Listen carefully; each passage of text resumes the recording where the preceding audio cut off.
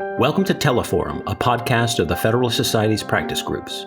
I'm Dean Reuter, Vice President, General Counsel, and Director of Practice Groups at the Federalist Society.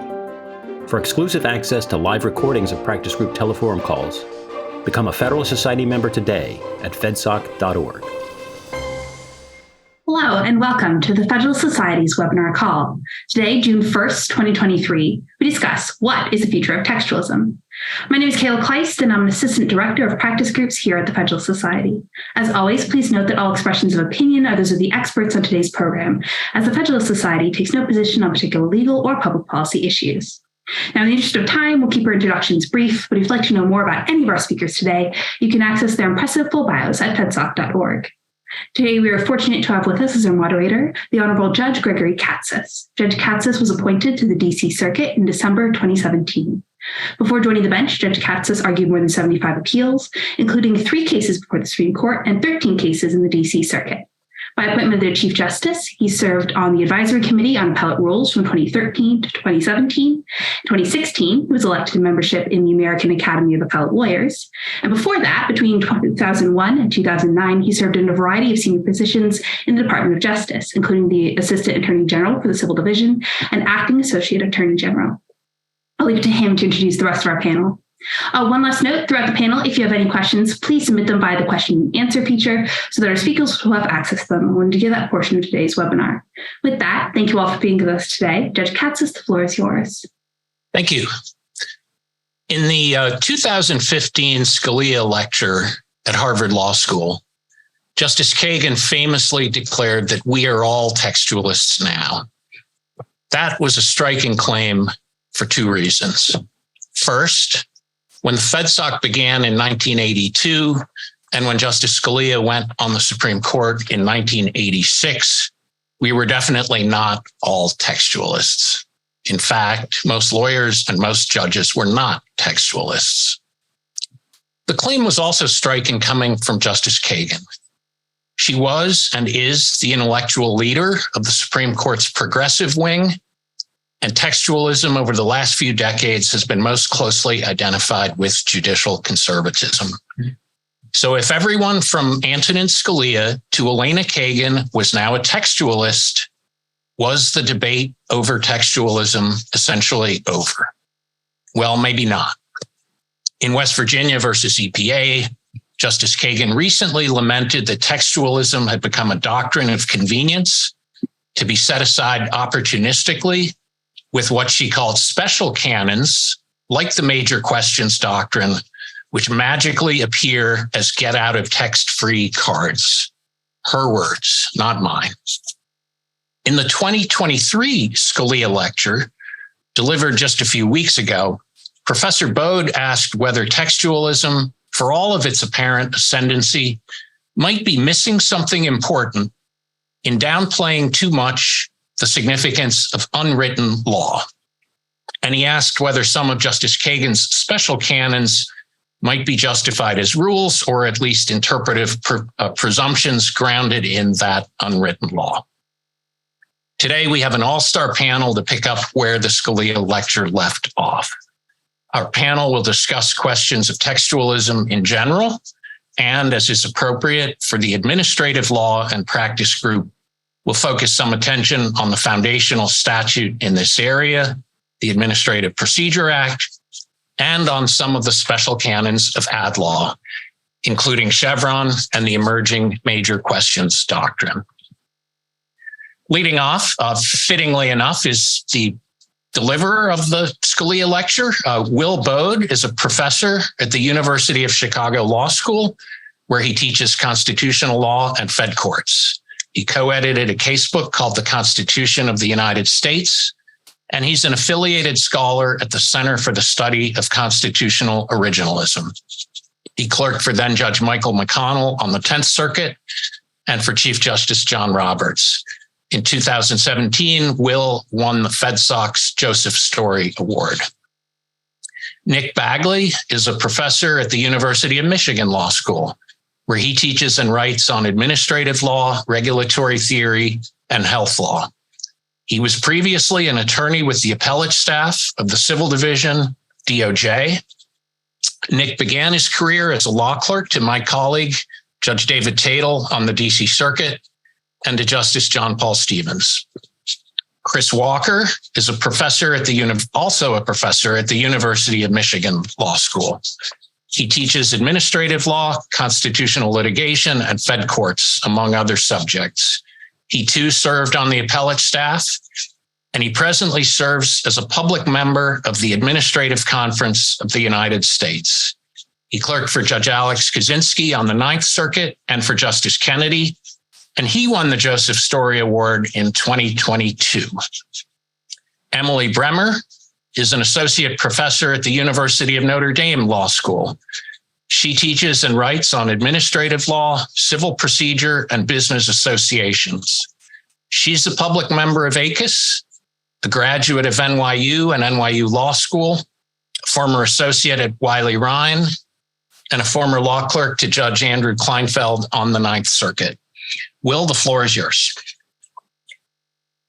Thank you, Judge, and thank you all for coming. So I'll just start by saying I'm aware that I'm walking a fine and potentially dangerous line here, in that I'm a textualist. I think textualism is important, healthy, and basically correct in describing the attitude that we, and especially judges and lawyers, should have in interpreting statutes. But I do have the concern that we are at risk of taking it too literally. And if we don't pay more attention to that, if we take textualism itself too literally, the consequences could be sufficiently bad in the long run that it's time to start thinking about it more carefully and rigorously now. Now, when I say it's important, healthy, and basically correct, I just want to provide a little bit of context about what I see as the central textualist insight and why it's so important, and then why that insight might go further. So the central insight is that when deciding a case, judges should do what the statute says. And they should do that, not what they think the legislature would have said if the legislature could somehow be, called back into being to opine on the current controversy, or, contacted by seance if it's a long dead legislature that wrote the APA or the Judiciary Act of 1789. Not what they would have said, but what they said. That's the central question, the central thing that's the law. There are a lot of reasons for that, which I'll talk about in a second. And judges certainly should not do what they think the legislature should have said, not just what they would have said, but what, the legislature, being full of reasonable people, had they thought about this more carefully, would have done the reasonable thing, which is usually what the judge, who's also a reasonable person, thinks is the right thing to do. The insight of textualism is that what the legislature would have said and what the legislature should have said are tempting questions, but they are not the law and they are not the right questions to ask. And so we should discipline the task of statutory interpretation and of federal law more generally by focusing on what the statute says. I think that insight, as I said, is important, healthy, and basically correct. And it's striking how far our legal system has come in recognizing that, for all the reasons Judge Katsas alluded to. You can, for fun, open up random federal reporters from 40 or 50 years ago and see a very different attitude towards the product of legislatures. One that I think it's fair to say doesn't really prevail anywhere today. And that's good. So I'm aware that the risk of saying anything more, other than, Hosanna say, so say we all, is that we might lose the central insight that brought us here so far. Okay, but I do think we need to say more. The problem is that the text itself, just the words on the page, are not all of the law in our legal system and do not answer all of the questions that our legal system needs to ask.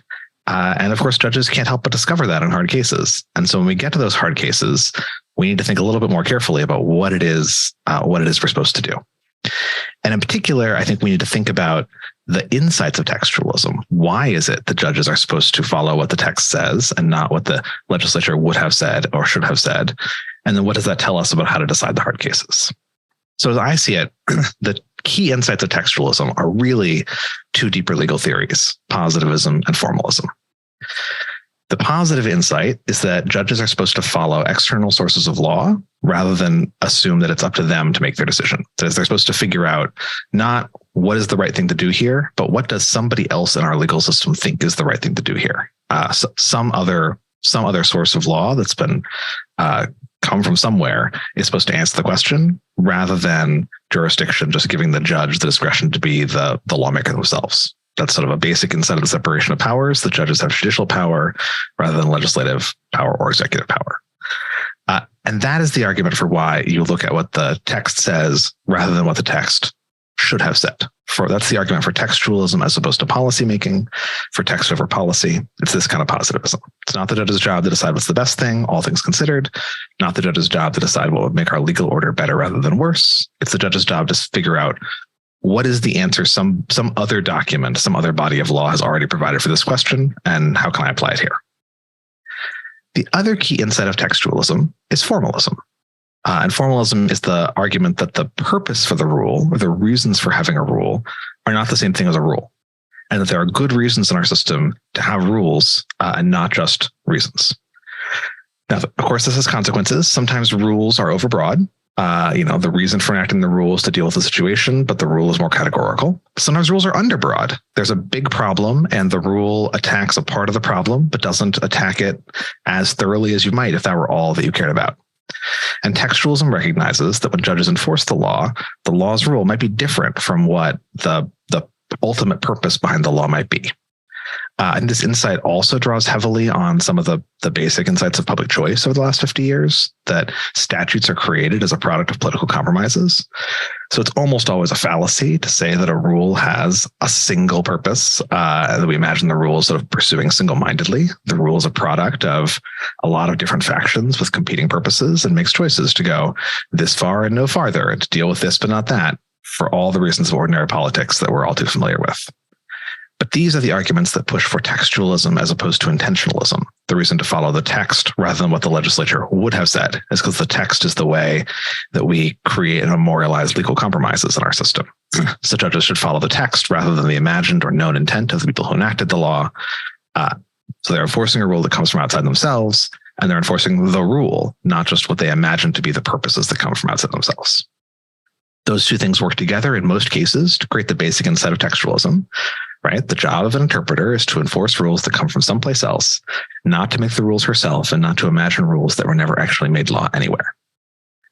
But once we have those two insights, then we see that they don't themselves necessarily stop at textualism. Right? Sometimes we have positive law that maybe rules or standards that come from someplace other than statutes.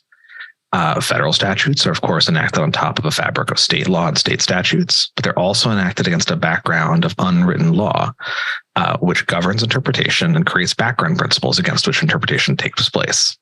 And I think for the future of textualism to be secure, we're going to need more attention to enforcement of, recognition of, thought of unwritten law and how it works. I'm just going to take a couple more minutes so I don't monopolize the panel for too long. The first thing to say about unwritten law sounds kind of scary. It sounds like I may be saying, the secret to textualism is anti-textualism. The secret to textualism is actually letting judges do whatever they want after all. Unwritten law is not the same thing as judges doing whatever they want. Unwritten law is the fabric of the common law, or at least it was the fabric of the common law in the world before Erie Railroad versus Tompkins and legal realism and law and economics and a lot of modern 20th century intellectual I was going to say innovations, but change, caused us to lose sight of the importance of unwritten law and how it works. But unwritten law is a body of settled principles that are not written down in any particular statute, but that lawyers and jurists can recognize, articulate, apply, sometimes update, but they form, real background presumptions of our system. And they are often doing a lot of important work in the hard textualist cases. Now, then the challenge is how to think about unwritten law that doesn't fall prey to Justice Kagan's criticism, that unwritten law magically appears whenever the judge needs it to, magically disappears when it's inconvenient, and serves as a get-out-of-text-free card.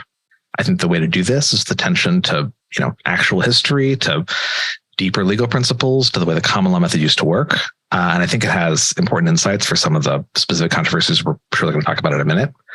I'll give two more quick examples. One is, I think, a lot of the canons of statutory interpretation, the so-called substantive canons that people debate about, the rule against that sovereign immunity can only be abrogated by a clear statement or what have you. A lot of those are instances of something like the canon against implied repeals. Sovereign immunity is a form of unwritten law, known for hundreds of years, recognized in many cases. And the rule that you need a clear statement to abrogate sovereign immunity is just another way of saying the canon against implied repeals. There's a law of sovereign immunity, and statutes should not lightly be assumed to repeal that law unless they say so more or less fairly, the way we would treat any other statute, sort of longstanding statutory rule. Something like the major questions doctrine is harder. Maybe the major questions doctrine is a form of unwritten law designed to enforce a constitutional law doctrine called the non-delegation doctrine. I'm sure that's fighting words on this call. Maybe that's just a course of suggestion. Another possibility I think is more promising is that the major questions doctrine really just recognizes a sort of a common sense linguistic principle that if you're going to interpret instructions to do something dramatic, you need to be pretty sure that's what the person meant. That, when the stakes are low, you can have a sort of low standard of proof. When the stakes are high, you need a higher standard of proof. I'm not convinced that's enough to totally close the loop on justifying the major questions doctrine, but it's the right way to think about the question. Justice Kagan is right to be asking it. I think textualism can think about this and it can provide answers, but the answers are not going to come from the text. They're going to come from unwritten law. Thank you. Thank you, Will. Nick. Yeah. Thanks for having me today. I find myself in the agreeable position of agreeing with lots of what Will says, but I'd like to put his comments into broader conversation with where I think textualism is heading today. One way of understanding what Will is up to is as intervening in an interpretive debate that's like quietly simmering in the federal courts right now about what kind of textualism we're going to have. And from my part, I'm not as persuaded as Will is that what we need is to resort to a greater regard for unwritten law. But I am in complete agreement with him that textualism needs saving. I think the crisis, though, may run even deeper than a need to place the substantive canons on a firm foundation or some of the other sort of legal norms that we're used to with a firmer legal footing.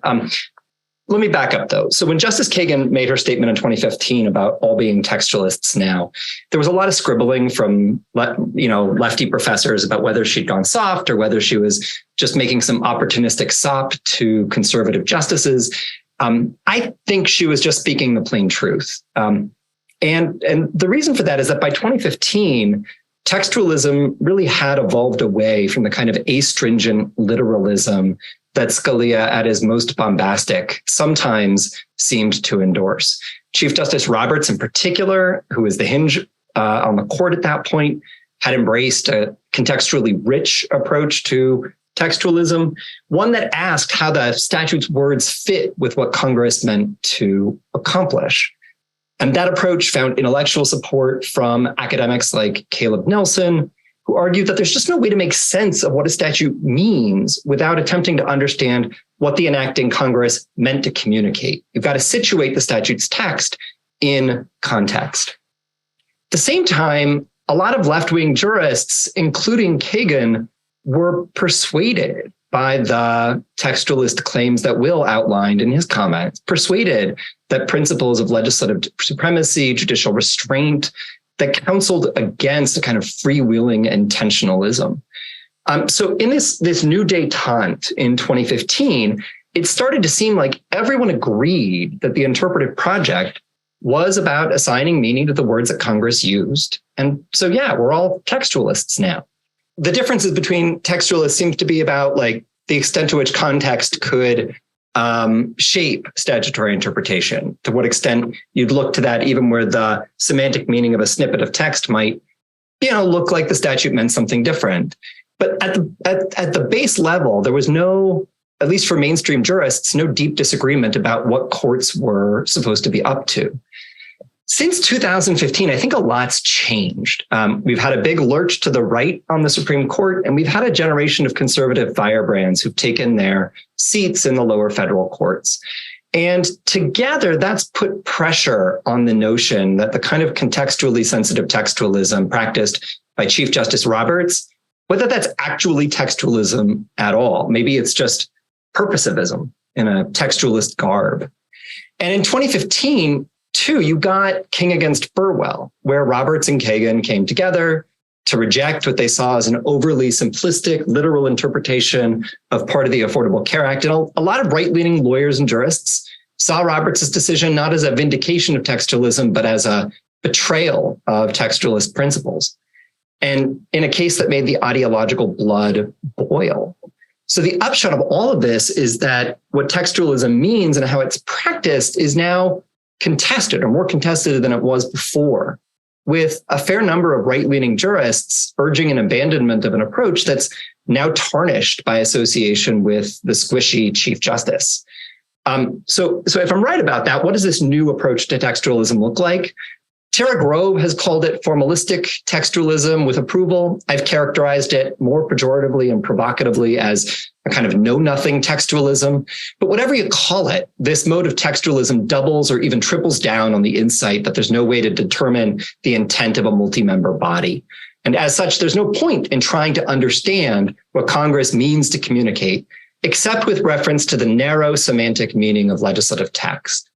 And resort to context on this view is just going to tempt judges to read statutes in line with their political preferences, to ask the would or should questions that Will says rightly they ought to avoid. Instead, what judges are going to do is just stick with the literal meaning of the words, the semantic meaning of the words, however foolish or counterproductive that might seem to be. That kind of radically decontextualized approach to textualism was on display most vividly during the arguments in the big Obamacare case that came after King against Burwell. Remember there that a group of plaintiffs had argued that Congress, when it eliminated the penalty for going without insurance, meant to transform the individual mandate into a coercive command. And because that command was unconstitutional under NFIB against Sebelius, the plaintiffs argued that fidelity to Congress required the courts to strike down the entire ACA. Now, most commentators on the outside, conservatives and liberals alike, thought that these arguments were, to put a fine point on it, ridiculous. The notion that a Republican-controlled Congress would have adopted a coercive legal command that it knew to be unconstitutional, and that the proper remedy for its action was the invalidation of the whole law was, for many people, a bridge too far.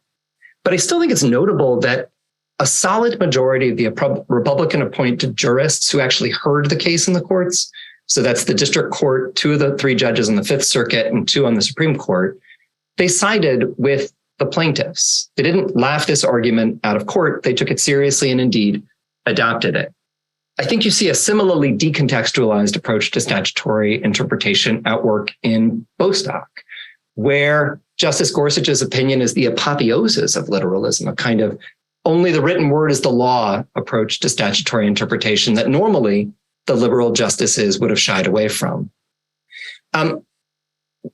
What I'd like to say is that I think a few years ago when I was teaching legislation, I could have said that know-nothing textualism was just textualism done badly. But I now no longer think that. I now think that textualism is up for grabs on the right in a way that it wasn't back in the 2010s.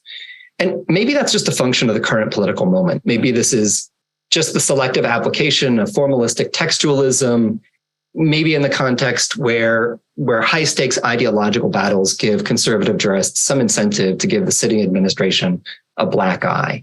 Maybe that's it. But I think that habits developed today are likely to inform interpretation tomorrow. And I fear that this kind of highly literalistic approach to interpretation is in ascendance and indeed in many quarters firmly to be desired. If I'm right about that, then I do think textualism is in a bad place. It's why I think Will's intervention is important and why I think textualists need to pause and take stock of where we are at. As I see it, this kind of formalistic textualism is a dead end. It's a very strange way to make sense of language, for one thing. If I told you that you and I could have a conversation, but that I would take everything you said literally, and that I would make no allowance for context, nonverbal cues, social convention, or shared understandings, you'd think I was being rude, disrespectful, and you'd be at risk of being misunderstood in all sorts of ways that you could only dimly appreciate, you could dimly anticipate. And you certainly wouldn't see me as working in good faith to assign your words their most accurate meaning. And the same goes for statutory interpretation. Predictably, literalists are going to get Congress wrong much more often than they would if they took context into account.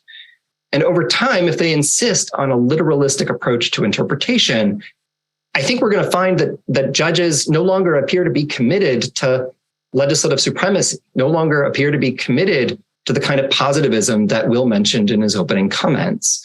And that's going to be especially the case if formalistic textualism is taken off the shelf and applied selectively in highly charged ideological cases. Beyond that, I also think that this approach to interpretation betrays a certain cynicism and even nihilism about the whole project of democratic governance.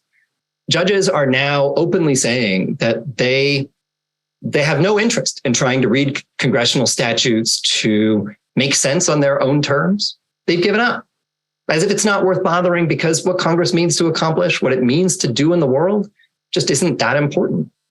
And that reinforces, I think, some of the worst tendencies in American politics today to assume that the worst of our policymakers, to distrust our institutions, to reduce everything to the petty spoils of ideological warfare. All of which is to say that textualism needs to find a healthier way to engage with legal texts. Will's approach, maybe that's one approach that's worth considering. I'm not sure that we need to consider the unwritten law. I think the détente of the mid-2010s honestly had a lot going for it. But for sure, something has got to change. Thank you, Nick. Who's next? Chris, you're next. All right. Well, this is really fun. So I think Emily and I are going to kind of dive more into the Administrative Procedure Act, administrative law side of this debate. And I'm going to kind of focus up my opening on an essay I wrote for a Notre Dame Law Review Symposium that Emily organized earlier this year, celebrating the history of the Administrative Procedure Act. And what I did in that essay with my research assistant, Scott McGowan, was to try to capture where we're at on competing theories of APA, Administrative Procedure Act interpretation. And I wanted to tell a story, like a chronological story. Like we started out here, we went there, then we went here, then we went here. And it just turns out it doesn't work that way. It turns out that jurists use all four of the methods of interpretation. Sometimes the same jurist uses multiple. And so instead, it's kind of more of trying to put in large buckets some of the competing ideas on how to interpret the Administrative Procedure Act, which, of course, is, as the ad law geeks on this call know, was enacted in 1946. Justice Scalia called it the quasi-constitution of the administrative state. Others have called it a super statute. I'll call it a framework statute. It's a statute that's only been amended less than 24 times in over 70 years. And it's what governs, at least sets the default rules for the federal administrative state. And as Scott and I looked through the different approaches to statutory interpretation of the APA, we did have these kind of four buckets emerge. And I've given them labels. I hate labeling things because then they don't quite capture exactly what you want, but just kind of give you a sense of, if you look back to the earlier 70s, 80s version, you see something similar to what I'll call APA pragmatism. It's a textually constrained purposivism.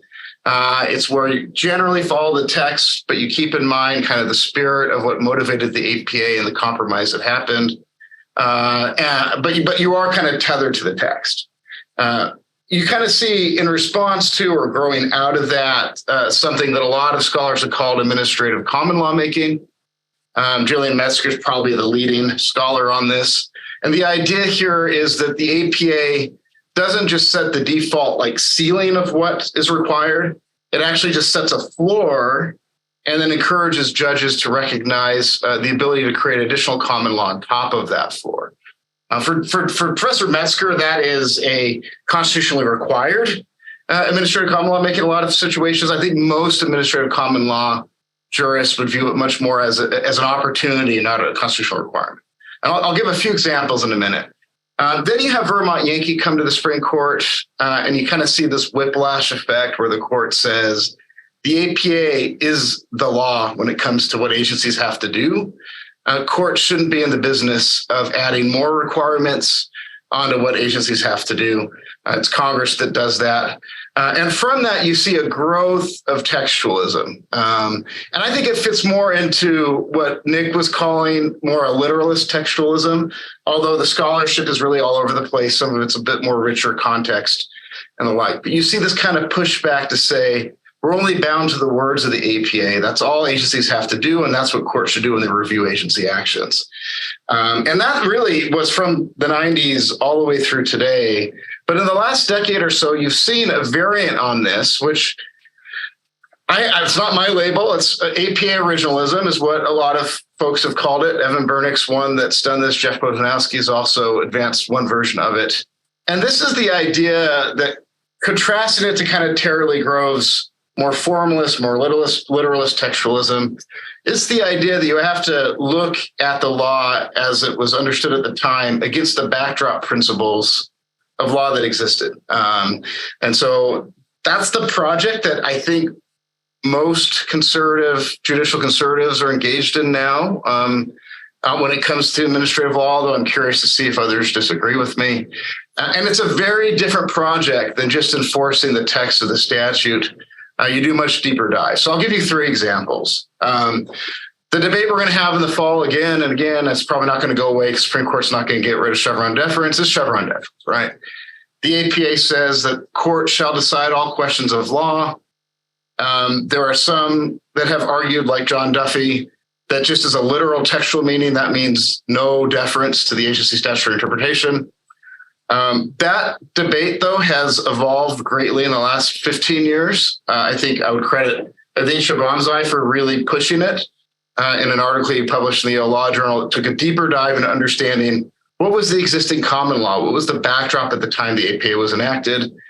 He doesn't find that Chevron deference is the backdrop, but he does find that there were deference principles at play that were incorporated into the APA's command. Now, Cass Sunstein, Ron Levin have really pushed back on that, looking at the same time period, trying to figure out, what was the existing understanding of the law when the APA was enacted. But I think that's one debate that we're going to see at the Supreme Court, where that's going to be front and center. Another one that's been going on for the last few years is the nationwide injunctions in the administrative law context. There, the APA says if the agency messes up, the court shall set aside an agency action.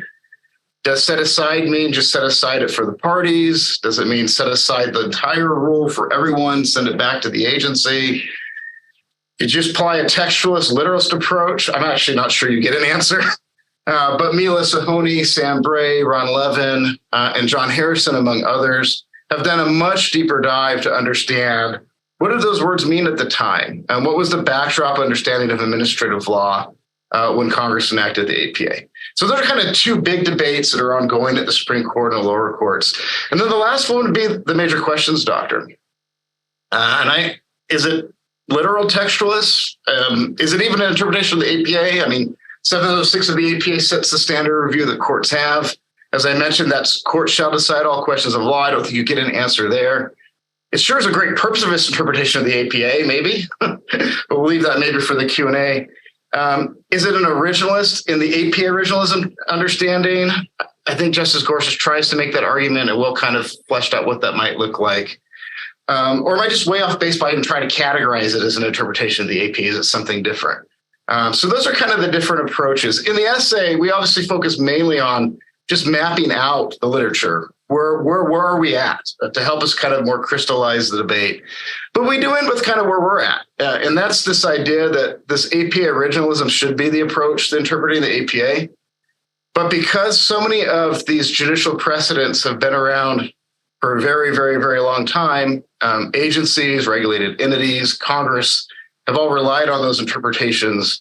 The stare decisis should really play a huge role when it comes to framework statutes like the APA. So we conclude by encouraging courts and scholars to think more carefully about stare decisis. If there are open questions about interpreting the APA, maybe harmless error, which Nick has written a lot on, is one of those kind of open questions, then APA originalism and its more fuller idea would apply. But if they're closed questions like Chevron deference, or at least more closed questions like Chevron deference, we really should just leave the status quo in place unless Congress wants to change it. So I think that's kind of where the state of the play is when it comes to APA interpretation. And I guess I'll let Emily, who's done much, much deeper historical dive into the APA, tell me why I'm wrong. Go ahead, Emily. Thank you so much. Thank you for having me. I'm not going to tell you why you're wrong, because I think I agree. There's a lot of agreement on this call, which I'm appreciating. As Chris suggests, I'm coming to this discussion as someone who doesn't write about interpretive methodology as such. Instead, my focus is, especially lately, the meaning and operation of the Administrative Procedure Act of 1946. And, as of a few years ago, I had been studying and writing about administrative procedure for over a decade. And so I kind of thought I knew all there was to know about the APA. I really especially focused on the APA's procedures for rulemaking and for adjudication. And I think I, like maybe most people who either practice or teach in administrative law, sort of assumed like everyone loves this statute. Everyone's talked about the statute obsessively since the moment it was enacted. Like, what could there possibly be, left to know? But a few years ago, I decided, and I had reasons, I swear, but I decided to undertake the project of reading all the work that forms what Kenneth Culp Davis once referred to as the APA's intellectual foundation. And that's really the work of the Attorney General's Committee on Administrative Procedure, which was a body convened at FDR's request to study the actual procedures and practices of administrative agencies. It worked between the years of 1938 and 1941 and produced a really voluminous set of research about administrative agencies. In fact, that's the green books that will be in my office until someone from the library comes and pries them out of my cold, dead hands. But anyway, so this work included 27 monographs on the actual practices and procedures of administrative agencies. And those monographs informed a 474-page report to Congress that included proposed legislative text from both the conservative minority and the liberal majority of the committee. And that text was introduced into Congress, and the bill that was mostly supplied by the conservative minority eventually became the APA, of course, after World War II was over. And I'm going to speak somewhat in generalities. I'm happy to give more precise examples in the Q&A if it's helpful, but I want to reflect a little bit on sort of what I've learned from this work. And my bottom line is actually a lot like Will's. I was really startled to discover that much, maybe even most, of the meaning of the APA's text is really not supplied by the literal words in the statute, but rather is supplied sort of indirectly through background principles and context that the reader sort of often subconsciously brings to the text, right? And so that includes unwritten law. I agree with that, absolutely. But I define it more broadly to include other contexts, right? In the context of the APA, are often talking about other written laws, other statutes that structure the administrative state and the agencies. But you're also talking about a lot of information about the way those institutions are structured and how they operated, as well as other contexts, right? The problems or mischief that Congress was trying to remedy when it enacted the APA, the success that it intended to affirm or to codify, as well as an understanding about the matters about which Congress made no decision at all, right? Things that it decided sort of consciously not to regulate. The hardest bit, though, is that, these principles are often understood and agreed upon. This context is really sort of widely shared in the legal profession, I think, at the time the APA is enacted and in the years afterwards. But because it's all understood and agreed upon, it often goes unarticulated, right? And anyone who's been a summer associate in a law firm or a first-year associate in a law firm knows kind of exactly what I'm talking about, because they save this kind of project up for summer associates, right? And the project always takes the form of, here's this principle that is absolutely foundational and that we all know is true. Go find me a site. And they're impossible research projects because no one bothers to say the things that everyone knows to be true, right? And so it puts you in kind of an awkward position where, like, the things that are really important for understanding the operation of the law are often the things that go unsaid. And so if over time the legal profession, and of course we're just people, and this is a society, and over time our understandings about those fundamental principles shift and they change, And as they change, the way we understand the law, including and perhaps most especially the written texts, can shift and change with it. Right. And the combination of these two observations, I think, really reveals a danger. Right. Because you've got a lot of often invisible but crucially important underlying principles and context that you have to know in order to understand the meaning of the words in a text. Right. But because they can shift and because we don't say them out loud, they can shift without us realizing it. And then when you look at the text and you're looking at it with a different set of background principles, a different kind of contextual grounding, the words can mean something different. And so I think it's really, and without us realizing it, right? So in the context of the APA, I think the danger here, and this danger, I think, grows as we get further away from 1946, there's an increasing danger that you get kind of a rigid or shallow textualism, which I think my other panelists were talking about, that actually not just sort of deprives the statute of its full meaning, but actually can warp the meaning of the statute in a way that what ultimately is produced by a kind of literal textualism divorced from that context is not the statute that Congress enacted. And so, I'll end with a couple of suggestions. I mean, one that Chris said that I completely agree with. I think stare decisis is really important, right?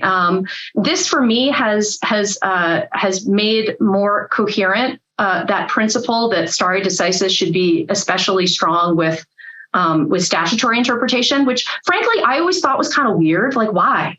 Like, you've got the text there. What do you need stare decisis for? And the answer is that, well, it's to preserve the context that maybe is lost over time. And if you adhere to stare decisis in terms of interpretations that are closer in time to the adoption of the text, I think you're more likely to get a real understanding of what that text means. And then the other thing is, this has really impressed upon me the importance of the legal profession having a really robust shared understanding of our law and of our institutional context. And one thing that maybe we don't value as much now as I think scholars did in earlier times is the value of those scholarly projects identifying the things we all agree on, right? I mean, legal scholarship, I think today tends to focus on the things we disagree about, and especially the things we disagree about most vehemently and passionately. But I think it's a really important project too, to maintain and to say out loud the things that are really crucially important, but that are not contested and that are shared understandings, and maybe reinvigorating our appreciation for the value of that scholarly project could help us to retain some of the context that is otherwise lost over time. And I'll end there. Thanks. If folks want to start submitting questions, that's great. In the meantime, I'll give each of our panelists a couple of minutes. We've got about 15 minutes left, so please keep it to let's say 2 minutes if you can. Will. I love how much agreement there's been, so I need to spoil that now as thoroughly as possible. I'll just take two. One is, I do think King versus Burwell is definitely wrong. I think it's a classic example of the courts substituting both what Congress would have said and what Congress should have said for what Congress actually did say in the statute. Now, some of that's totally understandable because the drafting of the Affordable Care Act, confronted us sort of a unique set of political problems and political opportunities where there wasn't as much opportunity to refine the text as maybe would have happened in an ideal world. That's fine. That's the way law gets made. But then it, has consequences, and the courts have to figure out how to sort out those consequences. And I tend to think that obviously there was a Scrivener's error there in the drafting of the statute and a kind of the way you cut and paste various parts of the statute together. And so the interesting question is, how ready should judges be to recognize Scrivener's errors? And should we have a kind of more liberal law of Scrivener's errors because we can trust judges to unpack that process? I'm suspicious about the answer to that. And that's very much not the kind of move beyond textualism that I'm advocating. But I'm definitely in the minority on that in the academy, in the minority on that on the courts. I'm aware of that. But for those wondering if we all agree about everything, I'll just say, That is not what I meant at all. That is not it at all. I'm also, I hadn't thought about this carefully until Emily's thought-provoking comments, but I'm skeptical of the argument for statutory stare decisis. I think the argument for humility makes a lot of sense. That like, here you come to the APA, you know, having been appointed to the bench or becoming a graduate from law school in the past 10 years. Don't just assume like I read the APA and I can throw out all this junk people said about it before. That seems right. But stare decisis is often actually a form of judicial arrogance masquerading as humility, because stare decisis privileges the most recent diktats from the courts over the oldest ones, right? So there are like early cases interpreting the APA and adopting one framework for deference to agency interpretation. And then 40 years after the enactment of the APA, you got Chevron. Stare decisis would tell us, stick to Chevron, because surely Chevron, adopted 40 years after the APA, is a better guide to the background principles of the APA. But I think the humility principles that Emily actually points to would tell us, no, go back to Hearst or like cases in the 40s. Those are probably the ones that actually understand the background principles better. I mean, maybe the problem is that Chevron did not respect stare decisis, and therefore we must do unto Chevron what Chevron did unto those that came before. But there's this worry when you have an old statute that if you just apply stare decisis, you're going to be stuck with some set of principles, you know, that don't reflect the original picture of the statute or what anybody today thinks makes sense.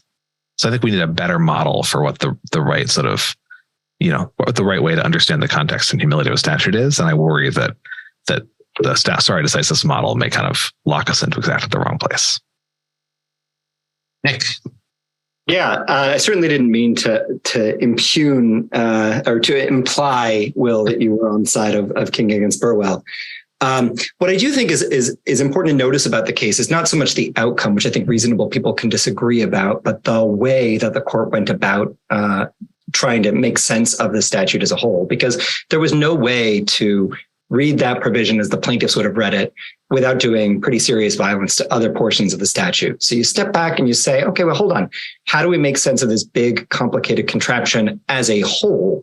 That, I think, is a move that contextually informed textualist ought to be willing to embrace. Whether you call it Scrivener's error, I mean, I think it's a kind of Scrivener's error when you say we can't look at this part of the statute in isolation to mean X, or us other parts are just not going to function in any kind of plausible way.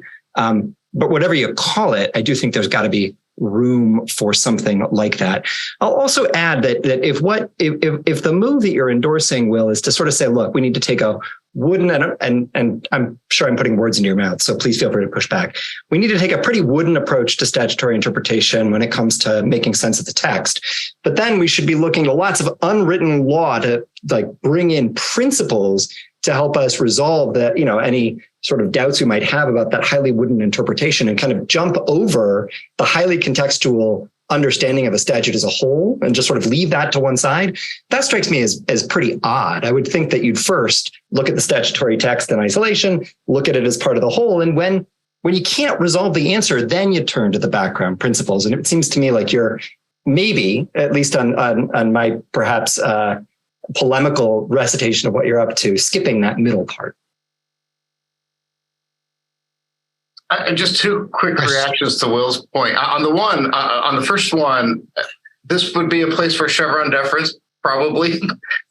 Cleans up some stuff with poorly drafted statutes. And I always thought the court would have said that such, exchange would allow for some room for the agency to come in and do something. But we obviously lost that. I lost that one. On the statutory stare decisis, the one point I want to add to that discussion is, while the APA itself has not been amended many times, in its history, Congress has enacted and amended hundreds of statutes that depart from the APA or that change for different, whether it's immigration or antitrust or the like. And they are legislating against the backdrop of those judicial interpretations in ways that I think are really meaningful. I Will didn't say anything contrary, but I do think when we think about stare decisis in this context, there's the one view, like the Katie Kovacs view of just read the text and just run with it because it's a framework statute and it hasn't been amended.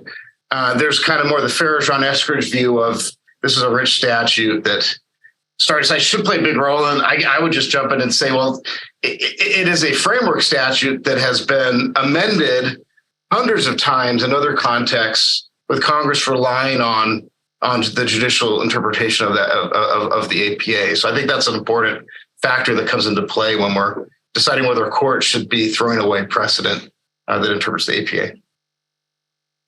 Okay. Emily. So, I take your point that I think humility is the bigger lesson, and judicial humility, but also scholarly humility. One thing I think a lot about is, some of what I have learned about the APA just totally flipped my understanding of the statute. I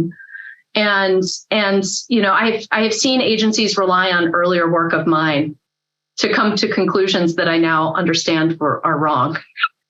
Right? And one aspect I think of scholarly humility has to be willing to look and to dig for the things that we've assumed that might not be right and that are doing more work than sometimes I think we realize when we're trying to understand the law, and also to be able to acknowledge when we've been blind to something that actually does significantly alter our views. And one thing I think a lot, there's fewer better sort of commitment pro-ego devices than publishing something, right? So like you put it on the record as like a thing you believe, and I think there can be a really compelling impulse to adhere to it no matter what. And one thing I do think we as scholars need to strive to do is to not succumb to that, right? And to have the humility and to be able to say what's wrong. I guess got tenure, hooray. And I've had the thought that maybe what I should do now is write a little essay on the things I got wrong pre-tenure, which I can like re-up in 5 or 10 years. I don't think I will, but I should probably. All right, let's go to some Q&A. So let me start. Will, I want to ask you about something you mentioned in the Scalia lecture, but not yet today, which is the unwritten law you put into 3 different buckets. One is a lot of substantive canons that can be justified through the linguistic canon against implied repeals. Another is some other substantive canons that maybe can be justified through constitutional avoidance. You also mentioned natural law. How does that fit into the scheme? Just a little, I think. So I think natural law is not by itself part of sort of positive law, and judges are only supposed to apply positive law.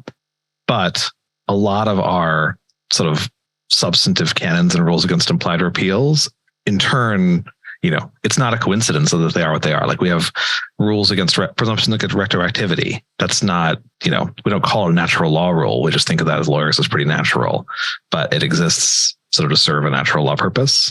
But I think in our system, the right answer is that most of natural law kind of got filtered in only indirectly into these kinds of canons. Now, I admit I'm cribbing heavily here on my colleague Dick Helmholtz's work. There's this whole book, Natural Law in Court. It sort of tracks the history of natural law arguments in America. The result is there were a lot of them, but they really operate kind of at the margins, and judges are usually pretty careful not to just like jump whole head first into the barrel. But that's my view. Anybody else? Okay, I'm going to try to toss out some questions here, reading as we go. So one question,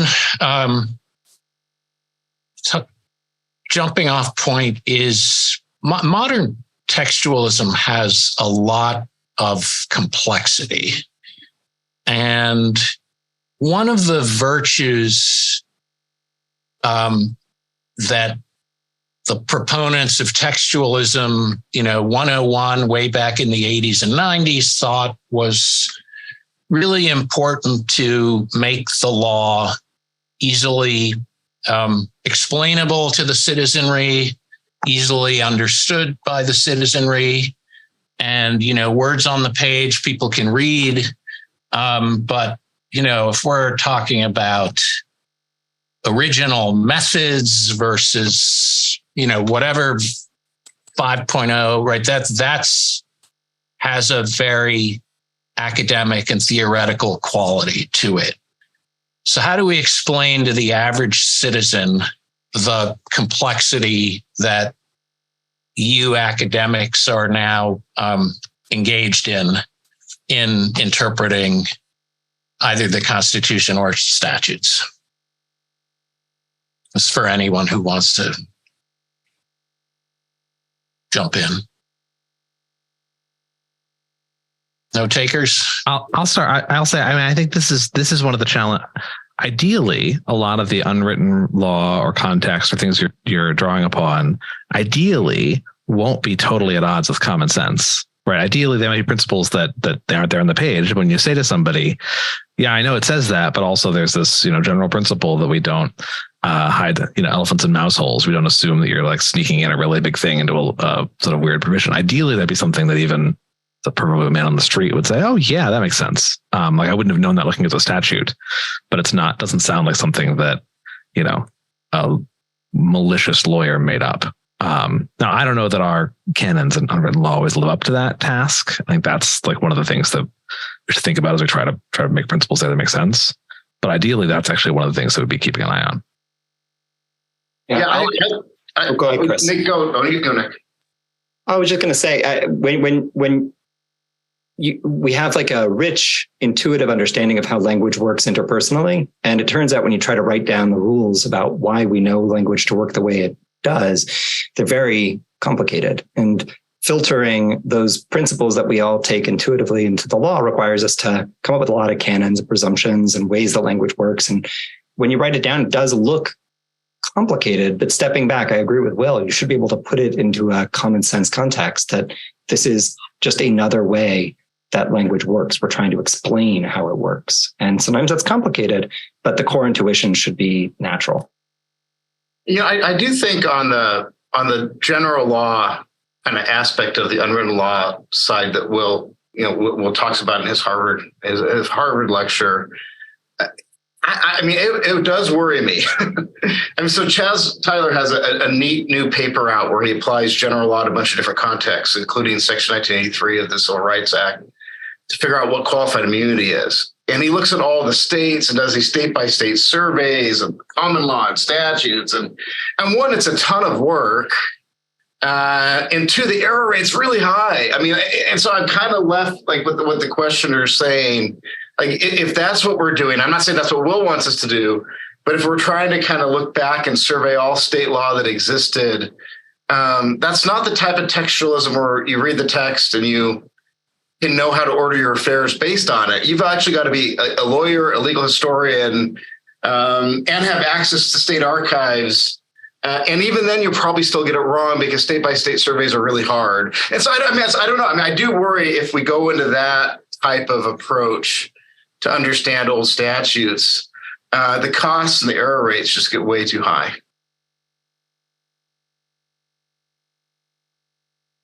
Okay, 1 minute left. I'll try for one more here. To what extent should we be worried that overruling or weakening Chevron will unduly empower we imperial judges?